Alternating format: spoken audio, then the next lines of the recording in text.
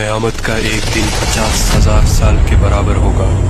انتظار کرتے کرتے پریشان ہو جائیں گے اور پناہ مانگیں گے کہ کب سوال و جواب شروع ہوگا۔ ایک لمبے انتظار کے بعد اللہ کا حکم جاری ہوگا۔ اللہ اپنے فرشتوں پر حکم ظاہر کرنا شروع کر دے گا۔ 70,000 فرشتے جہنم کو لے کر آ رہے ہوں گے۔ یہ منظر اتنا بھیانک ہوگا کہ سب کی سب چیخیں نکل جائیں گی۔ تمام آدمزاد کے ہاتھ میں ایک کتاب دی جائے گی جس میں ان کی نیکی اور برائی لکھی ہوگی۔ اس کے بعد سوال و جواب کا سلسلہ شروع ہو جائے گا۔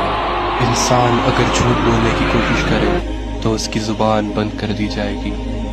انسان کے ہاتھ، پیر، آنکھ سب گواہی دیں گے۔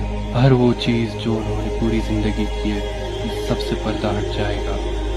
وہ دن یوں بھیانک ہوگا کہ کوئی بھی بچ نہیں پائے گا۔ انسان من ہی من یہ دعا کرے گا کہ وہ پھر سے دنیا میں چلا جائے تاکہ اس کی نیکی بڑھ جائے اور گناہ گھٹ جائے۔ جب انسان اپنے والدین یا اپنے بھائی بہن سے نیکی مانگنا چاہے تو وہ اس سے انجان ہو جائیں گے۔ اس سوال و جواب کے سلسلے میں اللہ انسان سے کہے گا کہ پہلے کتاب کا پنہ پڑھو۔ اللہ اگر اس سے راضی ہو گیا تو اس کتاب میں سے سارے گناہ معاف ہو جائیں گے۔ روز محشر میں ایک ترازو ہوگا جس میں فرشتے انسان کی نیکیاں اور گناہ لکھیں گے۔ کچھ انسانوں کا گناہ یوں ہوگا کہ ایک پہاڑ کے برابر، کچھ انسانوں کی نیکیاں یوں ہوں گی کہ صرف ایک کنکر کے برابر۔ اللہ انسان کے اندر کا ایمان دیکھے گا۔ اگر انسان اپنی پوری زندگی میں یہ مانتا تھا کہ اللہ ایک ہے اور اس کے سوا کوئی معبود نہیں تو اس کی رحمت اس پر برس جائے گی۔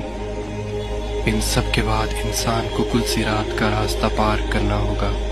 یہ راستہ تلوار سے بھی تیز اور بال سے بھی باریک ہوگا۔ جس کے اخلاق اچھے ہو اور ایمان تیز ہو ان کے لیے یہ راستہ آسان ہوگا، اور جس کا ایمان کمزور تھا وہ سیدھا جہنم میں جائے گا۔ کل صراط پار کرنے کے بعد اللہ کا حکم ہوگا کہ لوگوں میری جنت میں داخل ہو جاؤ۔ یہ خوبصورت جنت جہاں پر دودھ کی ندیاں بہہ رہی ہے۔